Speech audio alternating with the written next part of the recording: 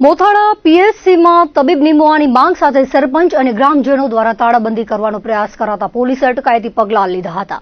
કાયમી એમબીબીએસ તબીબ નિમવાની માંગ જિલ્લાની આરોગ્ય અધિકારી સમક્ષ મોથાળા જૂથ ગ્રામ પંચાયતના સરપંચ વિનેક ડાભી દ્વારા કરવામાં આવી હતી.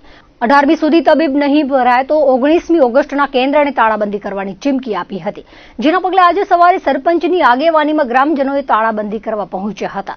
નલિયા પોલીસ દ્વારા અટકાયતી પગલાં લઈ તેમને ડિટેન કરાયા હતા.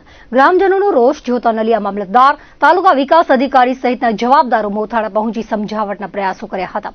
સ્થાનિક સર્કલ સહિતના અધિકારીઓ પહોંચી ગયા હતા, પરંતુ ગ્રામજનો ટસના મસ્ત થયા ન હતા. તબીબ નિમવાની ખાતરીનો આગ્રહ રાખી તાળાબંધીનો પ્રયાસ કર્યો હતો અને છેલ્લે પોલીસ દ્વારા અટકાયતી પગલાં લેવાયા હતા. ધારાસભ્ય તથા સ્થાનિક અગ્રણીઓએ પણ તંત્રનું ધ્યાન દોરી આરોગ્ય જેવી બાબતે ગ્રામજનોની માંગ સંતોષવા તંત્રને અપીલ કરી હતી. આજ રોજ અમે જે લેટર કર્યું હતું ગ્રામજનોની રજૂઆતો અને 13/8/25ના લેટર કર્યો હતો, તેની રિસીવ કોપી 4/8/25ની છે, જેને જિલ્લા આરોગ્ય અધિકારી શ્રી અને નકલ કરવાના કલેક્ટર સાહેબશ્રી, જિલ્લા વિકાસ અધિકારી, નાયબ કલેક્ટર સાહેબશ્રી અને પ્રેસ મીડિયામાં અમારી રજૂઆત એ હતી કે મોથાળા ગામે પીએચસીમાં એમબીબીએસ ડોક્ટર રેગ્યુલર કરવા હતો.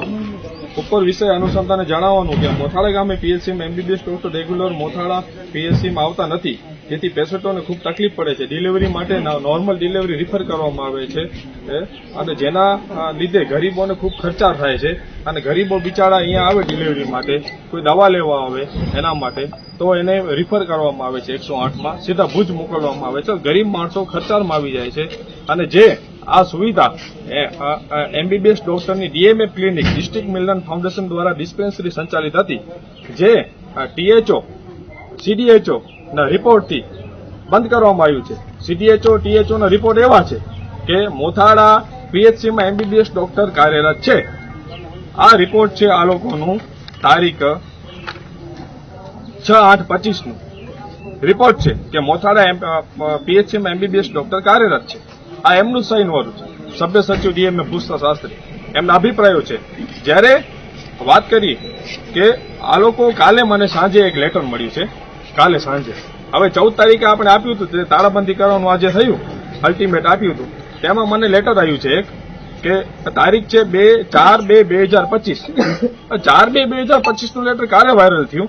એનામાં એવું લખ્યું છે કે જિલ્લા રસીકરણ અધિકારી, જિલ્લા પંચાયત કચેરી કચ્છ ભુજની કામગીરી વધારે હોવાથી દિનેશ પી પટેલને પ્રાથમિક આરોગ્ય કેન્દ્ર મોથાળાનો તબીબી અધિકારી તથા વહીવટનો ચાર્જ ગજેન્દ્ર કોટવાલ આયુષ તબીબી અધિકારી તથા પ્રાથમિક આરોગ્ય કેન્દ્ર મોથાળાની હિસાબી કામગીરી ડોક્ટર દિનેશ પી પટેલ હસ્તક રહેવાનો આદેશ કરવામાં આવે છે.